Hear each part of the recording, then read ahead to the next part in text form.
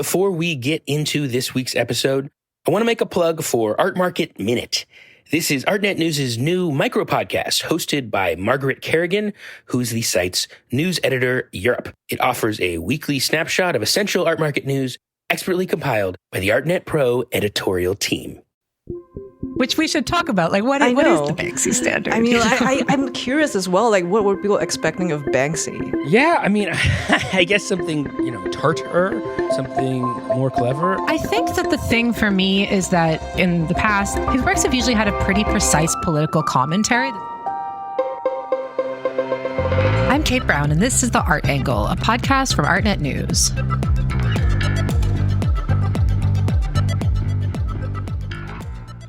So we are back with our monthly roundup where we talk through some of the big stories that are making waves in the art world. Today, I am joined by co-host Ben Davis. Hey, Ben, how's it going? Hello, Kate. And we have with us today our art and pop culture editor, Chen. Min, hey, it's so great to have you on the podcast and on the roundup finally. Thank you for having me. I'm very happy to be here. You commission and edit a lot of our news coverage and a bunch of the stories that we're going to be talking about today. You had a hand in, so I'm really looking forward to your takes in particular. So it's August, and despite the fact that this is supposed to be the month where art and culture tends to gear down and the professional art world goes to Greece and all these other beautiful islands and the Hamptons, I find increasingly with every passing summer that we are not quiet around here and the news doesn't really stop. So yeah, there's a bunch of happenings this summer that we can go through. So we picked out a few big ones. We're going to talk about an abruptly halted auction of artworks made by Michael Jackson, allegedly. The art stories on both sides of a prisoner exchange that occurred this month between Russia and the West. And then finally, the artist who just can't quit, Banksy. He dropped 9 animal-themed art pieces this month around London. And some are wondering if the world's most famous street artist has slightly lost his touch. So I'm curious what you guys think about that. But before we get into all of it, maybe we should just talk about what we're doing next month because it is August, but it is almost Labor Day, which means everybody's about to get really busy. So I'm curious what's on your radar in and around New York.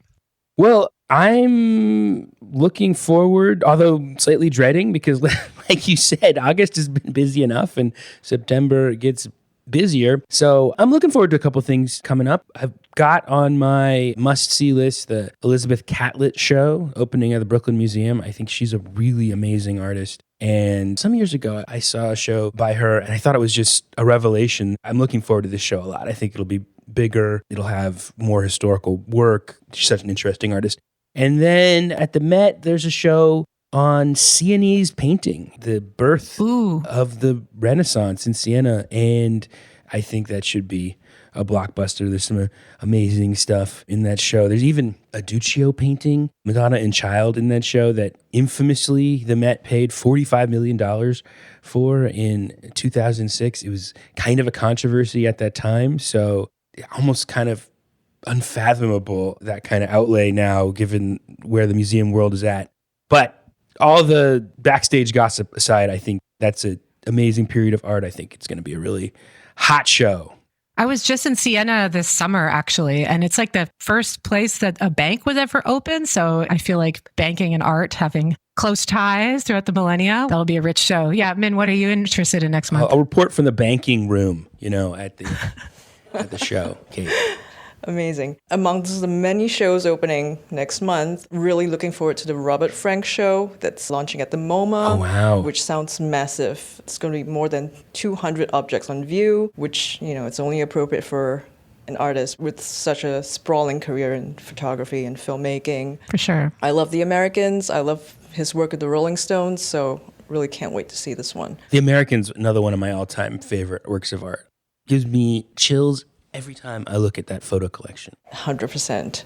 And I have another one that I'm looking forward to, which is not in New York, but it's the Ralph Steadman retrospective that's opening in Washington, D.C. The show was delayed by COVID, so this is long awaited, long overdue. And of course, I'm familiar with his work from reading Hunter S. Thompson as a young journalist, but the show is supposed to explore other aspects of his practice. Besides his political cartoons, there's going to be his sculptures, his illustrations for children's books. 100%. Cannot wait to see this one. Yeah, he's definitely an artist who deserves like a real museum retrospective, because I think sometimes those cartoonists get overlooked, like I feel like I saw his work for the first time like on a dorm room wall or something and never really thought that much about it, but he's like such a prolific political commentator too. Like that'll be a cool one. Really defined a style and a look and a period, and someone with real crossover appeal, kind of a household name or a semi-household name, but still a lot of cred, I feel like. I mean, I think that's the connection to the counterculture or whatever. And Hunter S. Thompson, definitely a show to watch.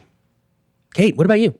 Over in Berlin, we have Berlin Art Week, which is opening, I think, exactly the same week as Armory Week will be. So I'll be chasing around the city. It's like all the commercial galleries and museums open shows and have events and, artists dancing inside and outside. So it'll be fun. There's a Danielle McKinney show. She makes beautiful paintings at Max Hetzler that I'm really excited to see. I saw her work at Frieze London, I think it was last year, and I think it's going to be taking over a few of their spaces. So it'll be nice to see a lot more of those paintings. And other than that, I'm interested in kind of a weird project that I just heard about today, which is called the 54 Berlin Swimming Pool Project. The short of it is that there's this like canal that runs through the capital, and they're trying to, very much in the spirit of the Olympics, like make it swimmable again. It's kind of this rewilding project. Well, hopefully not exactly in the spirit of the Olympics. It's people still got pink eye or whatever.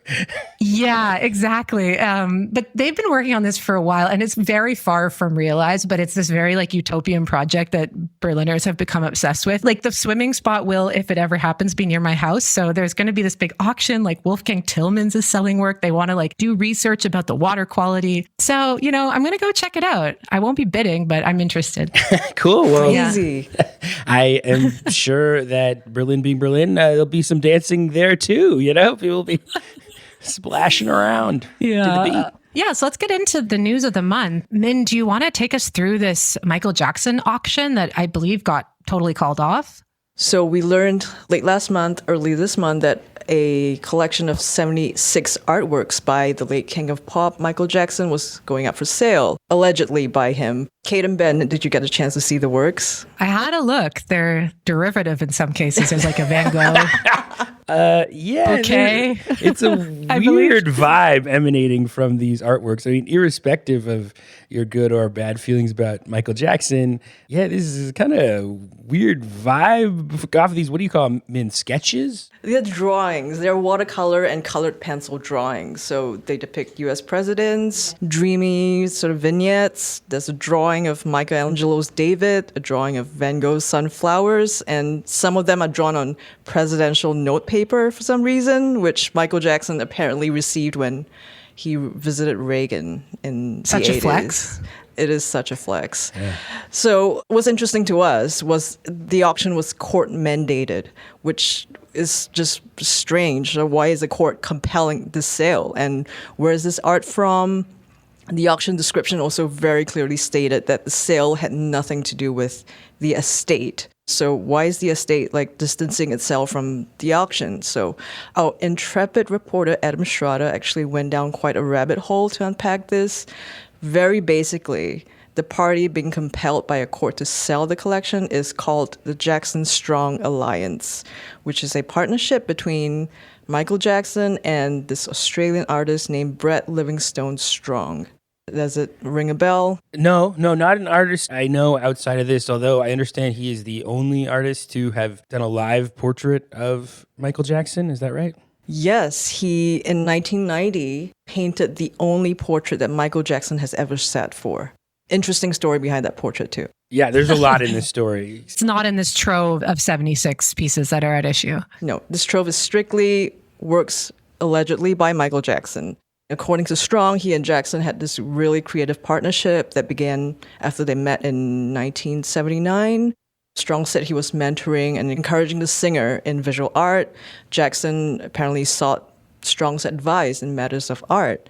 And it's during this partnership that Jackson created this collection of art, which Strong also claims that Jackson gave him all the copyrights to the art right before Jackson died in 2008. So this sale was being mandated because the Jackson Strong Alliance owes money to a bunch of creditors. Among them is Vincent Investments, which is the largest creditor. It's an investment firm. And Cher, who Share the Cher, pop star. the pop star. Yes, to be clear, yeah. Cher Allman, just to use her full name.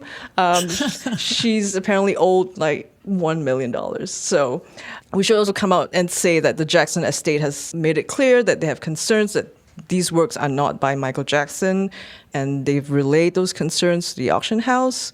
They basically said, buyer beware. But just before the sale was going to go ahead on August 3rd, at the very last minute, Jackson Strong Alliance filed for bankruptcy, so it effectively halted the auction. And if you go to the website now, to the auction listing, the auction house is basically selling this giant throne that was featured in the Billboard Awards. They had a hologram Michael Jackson dancing in front of it. Yeah, because that was a separate lot. That was Michael Jackson memorabilia that was not a part of this particular trove. And I actually looked at this just before we got here, and that lot passed. I think they went ahead selling the throne and no takers. Really? I will add here that this is not the end of the story. And our market reporter, Eileen Kinsella, is actually still pulling on some threads here. And there may be more developments. So stay tuned.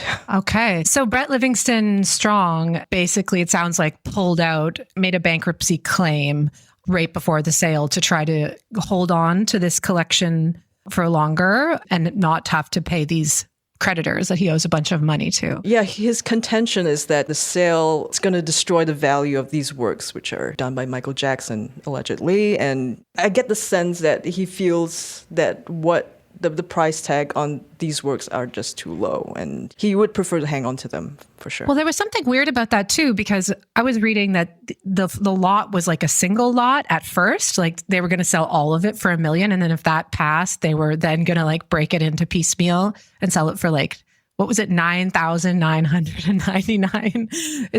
What's the auction house? We should mention it. It's King's, right? Yeah, it's King's Auction, and it's quite unique. I've never seen an auction format like this. It just seems like they were really ready to just get rid of the works. Yeah, it's a Las Vegas auction house. It's not one of the big auction houses. Just an odd story, like from every direction, like an odd painter, odd artwork, odd auction arrangement, odd financial shenanigans, and an odd outcome in the sense that at the very last moment, eyes were on the sale and the rug got yanked out from under it.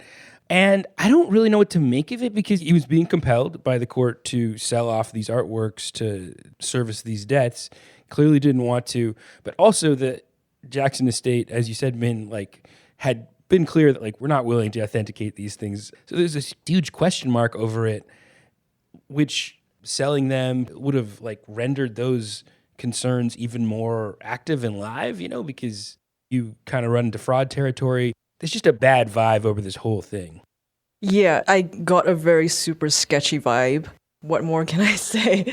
But I think there is still that allure to do with Michael Jackson. I mean, he's 100% a problematic individual, but still, it's remarkable the prices his name can still fetch at auction. And also just the estate scandals and debates that still go. I mean, I think that there was another litigation or dispute between his mother and his son and the estate over the re-release of a bunch of his albums. So it just seems like there's so much money in his legacy that people are paying off debts with and fighting over forevermore. Yeah, and these estate disputes, it's happening with the Elvis estate as well. I mean, they're fraud allegedly circulating on the market. So, anytime there's a lot of money involved, a lot of stakeholders, I feel it's going to get into really, really tricky territory for sure. Yeah, and there was so much weird stuff going on in the latter part of Michael Jackson's life and strange hangers-on and so on. What this is. Man, this is really strange story about this painter, and you alluded to it before, so you should just go ahead and say about this strange portrait of Michael Jackson. This is one of the favorite things I learned during this reporting. Like I said, in 1990, Strong created this portrait of Jackson called The Book.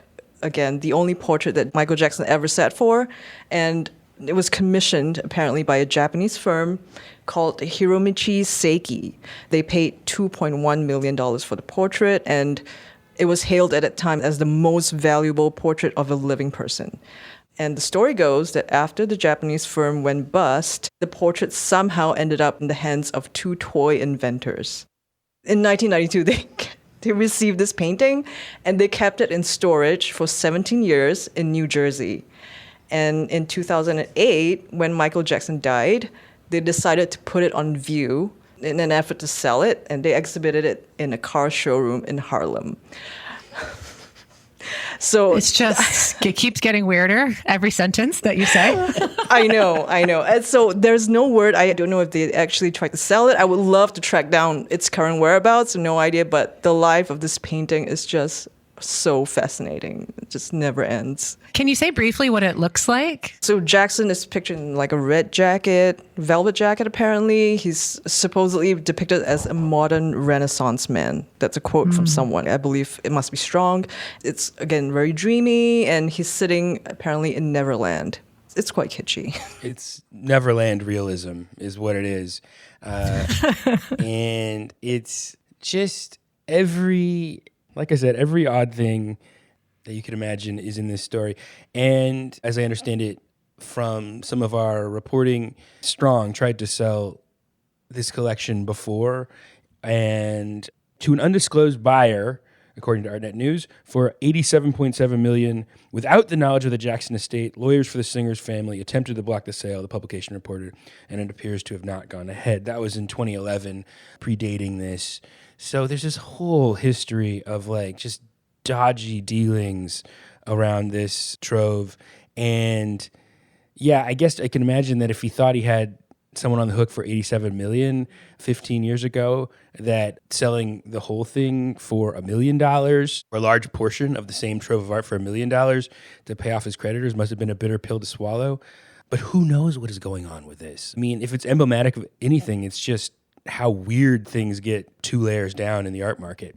Mm-hmm. Yeah, definitely. I feel like some of these backroom conversations have been shrouded in mystery. Speaking of mysterious dealings of a very different nature, I think we should turn to a really big story that transpired over the summer, but which I understand was in the works for many years, a prisoner exchange, which might not naturally bring up the art world, but in this case it does on both sides of the exchange between Russia and the West. So let's get into that one, Ben. Oh, yeah. Well, this is a much more serious story in the sense that it comes out of what has been described as the largest prisoner swap since the Cold War between Russia and the United States.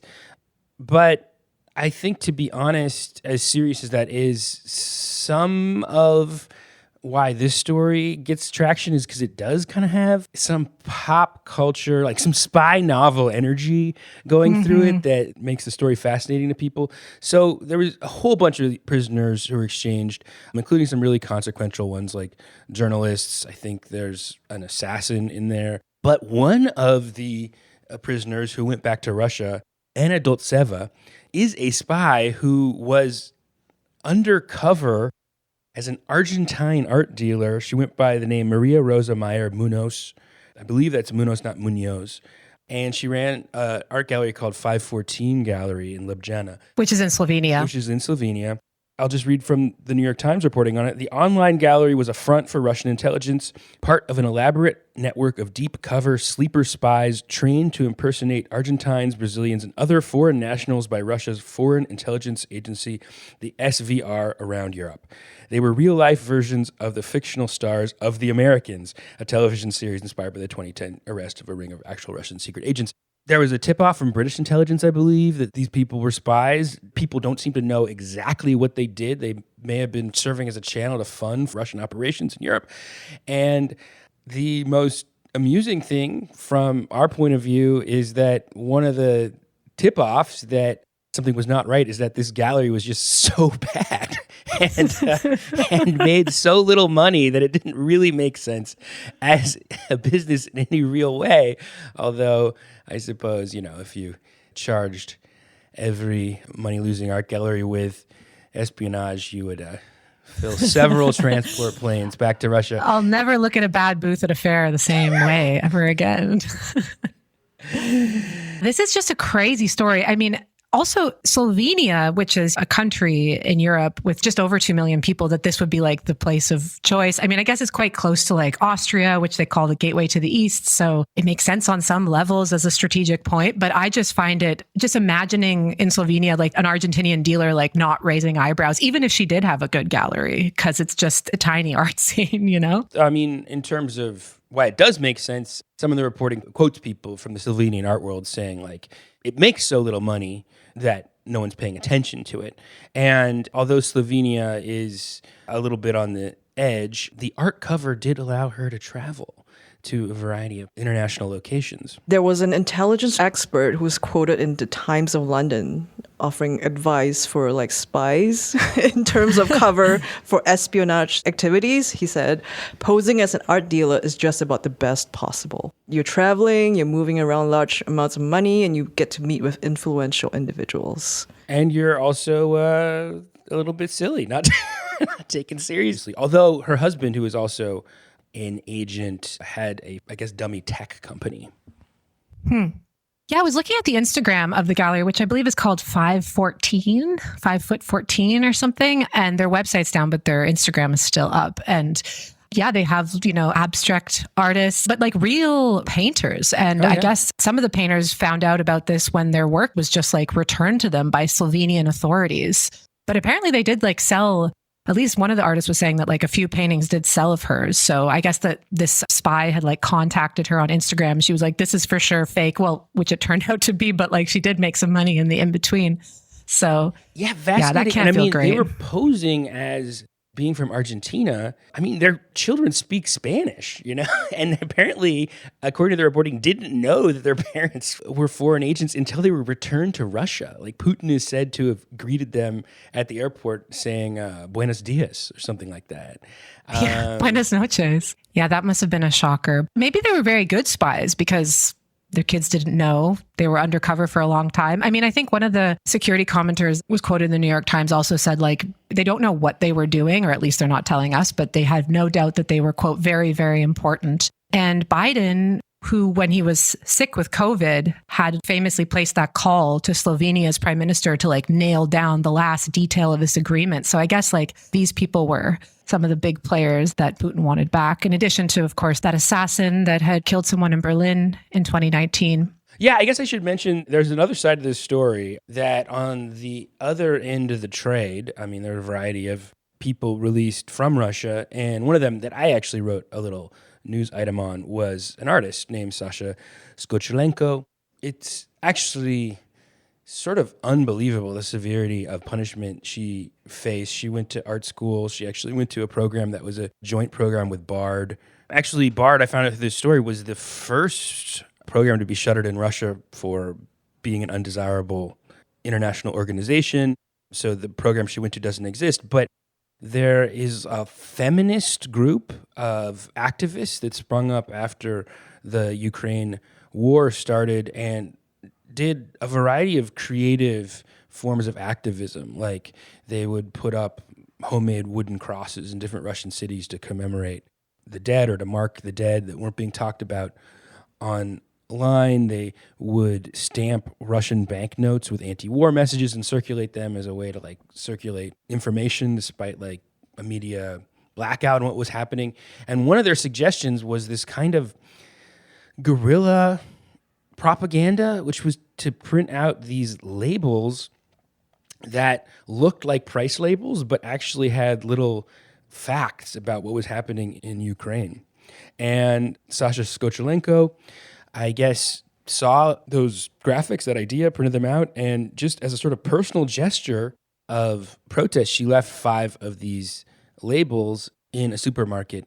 Min, you have the text. You can read what some of these said. So one of them says, Russian conscripts are being sent to Ukraine. The cost of this war is the lives of our children. Stop the war. Another one says, my great-grandfather participated in World War II for 4 years, not for Russia to become a fascist state and attack Ukraine. And another one says, the Russian army bombed an art school in Mariupol. where about 400 people were hiding from shelling. Wow. Yeah, and that last one about Mariupol, that was a story that got pretty widely reported on, including by Artnet News. And that last one is the particular one that got her in trouble. Immediately after the war, because there was protest inside Russia about it, they passed laws against the spreading of anything deemed to be misinformation or what was deemed to be misinformation, including calling the war a war, subject to pretty serious punishment. So she was called in for this, I would have to say, pretty personal act of protest, and ended up getting a pretty extreme sentence, like being sent to prison for years. And this got a lot of coverage. I mean, she's a very artistic figure in prison. I mean, dressed in tie-dye with hearts on it and shirts with her own art on it. And her partner, her girlfriend, was also pretty active in building solidarity and support for her. So she became kind of an international symbol, despite the fact that her act of protest was just so small. That what is really striking about it is how disproportionate the punishment was compared to what she did. What do you guys think? 100% agree. I mean, I think the contrast you drew in your piece about how subtle and small her act of protest was, it's also almost like a piece of culture jamming. And in turn, she received like 7 years for disseminating false knowledge about the Russian armed forces, which it's tragic, it's devastating, and especially she does seem like a very lovely individual as well. For sure. There's so many layers and elements of psychological warfare and what she went through. But when the prisoner exchange happened and they were told, she thought, I think it was quoted in your story, Ben, that they're going to take us to the forest now and shoot us. It was just that level of like desperation, you know, that there's just had no hope that anything was ever going to work out. Honestly, one of the not funny exactly, but I don't know, ironic. It's not just that it was a small act. It's that the reason she got in trouble, like it was this very personal thing. She's sort of self-motivated, decided to do something that would kind of like be a moment where people had to encounter these facts in everyday life at the supermarket. And it was just one, I believe, 72-year-old retiree who saw the label and was outraged about it. She says, you know, like, my son went to an art school and there's no way that an art school could hold that many people, and our Russian boys would never do anything that bad. So I knew that it was propaganda. And I read through her whole testimony in court, and it's like kind of a classic Karen situation, you know, calls the security guard. The security guard doesn't get mad about this. So she gets even more angry. She goes to the cashier. The cashier is like, refuses to take it seriously. She says like, I need to speak to the manager. The manager doesn't show up. So she takes home the labels herself, calls the authorities. And that's what led this artist to be punished for 7 years. I mean, just a single person getting angry, and under the way this law is persecuted, I mean, her testimony is all about the psychic anguish faced with this information caused her. And that's like the testimony, a part of what led the punishment to be so harsh. There's a striking photograph of the trial, and she's, you know, in that like classic Russian bar box, but she's laughing. And, you know, when you describe the testimony of that woman, it's like the desperate laughter that would have like begotten from her, perhaps. You know? Her girlfriend talks about how funny it was, you know, that she was surrounded by like 6 guards. Like she was just such a threat to the state. And in some ways, it speaks of this kind of like frantic attempt to crack down on dissent. 100%. I mean, it really speaks to the power of their propaganda as well, that this lady, her entire reality is shaped around what the Russian government is disseminating. And this artist, her act may be small, but she's a truth teller, and she's a big threat, of course, to that facade of propaganda. Yeah, although I do think the reaction of the pensioner to this artwork does remind you, I mean, people inside Russia get very different experience of the news than we do outside of it. And the war is quite popular in Russia. It did take some grit to be a dissenter in that context. These are people who are pretty marginal to the conversation and marginalized. I mean, it's a very, in some ways, a private gesture, but that's because even at that early stage of the war, like dissent had been really pushed into these private spaces. For sure. Well, we have a curious juxtaposition with another public persona in the news. I mean, there's no smooth way to transition there because Banksy is a political artist, but the stakes are obviously much lower than that. However, he has been very busy this summer incredible, like, what is it, 9 artworks, Min, that in total? 9 artworks. In 9 days? I believe we called it Yeah. a art spree in the. Yeah, a zoological spree. There were 9. I'm going to fail as I try to name all of them, but there were elephants, a goat, monkeys, a gorilla, rhinoceros. Piranhas? I mean, let's not forget the piranhas that he left on a police box. Yep. So like over the course of 9 days, Banksy revealed progressively each day a different mural. There was like elephants touching trunks between 2 boarded up windows. There was monkeys hanging around an underpass. There was a wolf on a satellite dish, howling at the quote unquote moon, I guess. Pelicans eating outside of a fish bar. A big cat stretching on a billboard. There was the piranhas, as you mentioned, on a police booth. And there was a rhino mounting a car. The ultimate work was this gorilla. And then it was kind of like revealed. It was like, oh, it's like all these animals have been released from the London Zoo because this gorilla is like lifting up a pull down thing and then all the animals are escaping. So it's like Noah's Ark in reverse or something. What do you guys make of this? I mean, this was obviously a big news moment. When Banksy does stuff, it always makes headlines as soon as it's verified on his Instagram account. At the same time, though, I feel like there was some more hesitation this time around from people. I thought it was fun, and I enjoyed waking up every morning to a new Banksy. What animal is he going to paint today? I know there was a lot of criticism about how this work is basic and kind of not up to the Banksy standard, I guess. But although which we should talk about, like what is the Banksy standard? I mean, I'm curious as well, like what were people expecting of Banksy? Yeah, I mean, I guess something, tartar, something more clever. I think that the thing for me is that in the past, his works have usually had a pretty precise political commentary that's always been witty, if of sometimes a bit cliche, like always witty and always sort of like current. And I think that what was so different about this one is that it caused so much speculation. Like no one knows what the work is about. And some of the theories became, it's about the human race on a precipice, or like, it's about animal rights. And then with the goat, some people said looked like a Palestinian mountain goat. So it was like maybe also about the war in Gaza. I mean, there was just so many different interpretations of the piece. And then some people said it was about the UK race riots, which like I really don't see. And so that was why maybe 9 days? where I thought that it wasn't so successful, because I think it just confused people. We can't put that on Banksy. I mean, his Pest Control Office, which is the organization that authenticates his work, a spokesperson has said the works are really just to cheer people up and people are overthinking it. Yeah. They said the theorizing has been way too involved and people should just take them as they are. I mean, it's like Banksy, it's 2024. Like people go crazy on the internet. Like you can't give anyone an inch. I think that he's a bit here a victim of high expectations that he set for himself. I guess I think of his New York residency from some years ago. I mean, I think maybe over a decade ago now, when he did a series of artworks all over New York, which were pretty clever. I mean, there's a famous one where he sold Banksy stencils in Central Park, and they were real Banksy stencils. So the people who bought them got this bonanza, but you had to like realize that that was what was going on. And he managed to create like this whole media event where people were anticipating what was next. Which angle is he going to come at this? I think people kind of like think of him through that lens. He's pulled off these incredible things. I mean, he went to the West Bank very famously to do Palestine solidarity art at a certain point. I mean, he's done very consequential,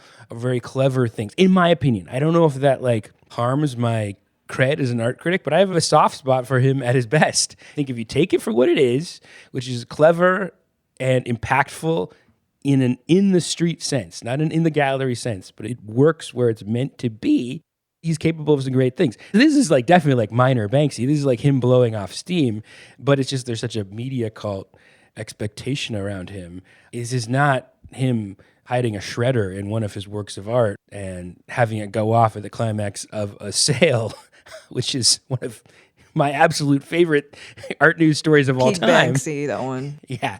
This is just literally like back to your roots. I'm the stencils guy. I mean, he is very influenced by a French street artist named Black Lerat, who is known for stencils of rats. So to me, it's like these stencils of all these different animals is like kind of him going back to his roots. Maybe it was just inopportune timing then with the race riots that were happening in the UK. I'm sure that there's a lot of involved planning in these nighttime operations that they do around a city that is as populated as London with cameras everywhere. Maybe it would have been better if he'd push it off a few weeks or something, because I think that's where people were trying to read it with this serious undertone that, as you said, Min, maybe it was just meant to be uplifting. Did it coincide exactly with the race riots?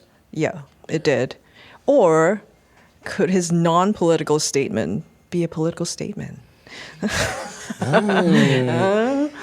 Think about it. I'm curious what you guys think about the stencils themselves, because that was something else that people were talking about, was that they were a little bit simpler than some of his other works.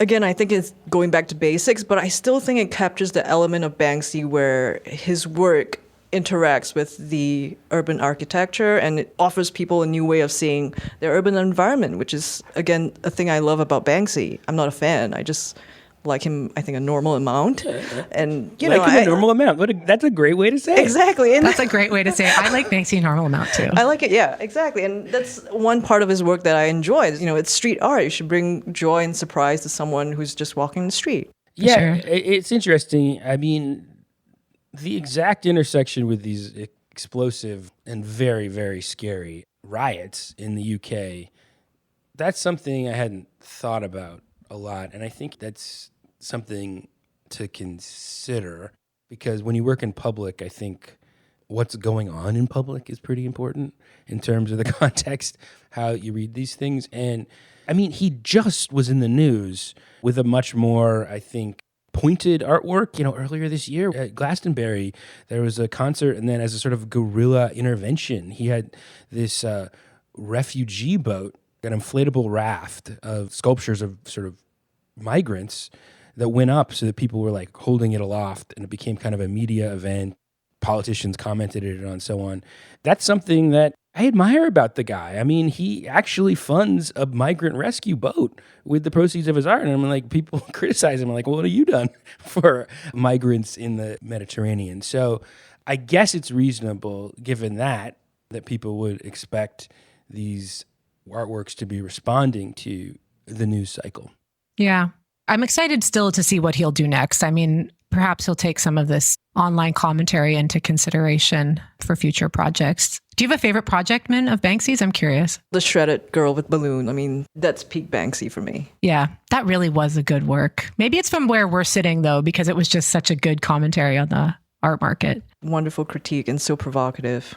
I know people debate whether it was staged, this artwork, but I think it's incredibly funny either way, because either this artwork with a shredder in it got into the auction and they denied that they knew about it. So either they're secretly collaborating with the artist and are lying to their clients who got ready to pay for this thing, in which case the auction house looks pretty silly, or he actually did, which is what I actually tend to think, he actually did sneak this shredder device into the auction and pulled this off, in which case them saying that they didn't know it was there tells you a very important piece of data about what kind of diligence they do on their artworks coming to the auction house. So yeah, in a sort of meta way is what it tells you about the auction world, which is where we started this conversation with dodgy auctions, right? It tells you something, and also it's just, what a good gag. At his best, he's a great joke teller with graphic flair and, and I think authentic anarchist guy sense of politics that at its best I admire a lot. For sure. Yeah, Banksy, if you're listening, Min, Ben, and Kate from Artnet like you a normal amount. Nothing more. Nothing more. Oh, well, I'm sure it'll be continued. There'll be something else on Instagram next week from him. So this has been fun and very interesting. It's been interesting to hear your guys' takes this month. And yeah, that's it for this week's episode. So thanks for joining me today, Ben and Min. So nice to see you, Kate. Thanks for having me. We should do this again. It was fun. So that's it for this week's episode. If you like what you heard, you could subscribe to the show on Apple Podcasts, Spotify, or wherever else you get your podcasts. Also, take a moment to rate and review us. It will help other listeners discover what we're doing. The Art Angle is produced by Sonia Manalili and Carolyn Goldstein. Thanks for listening, and we'll see you next week.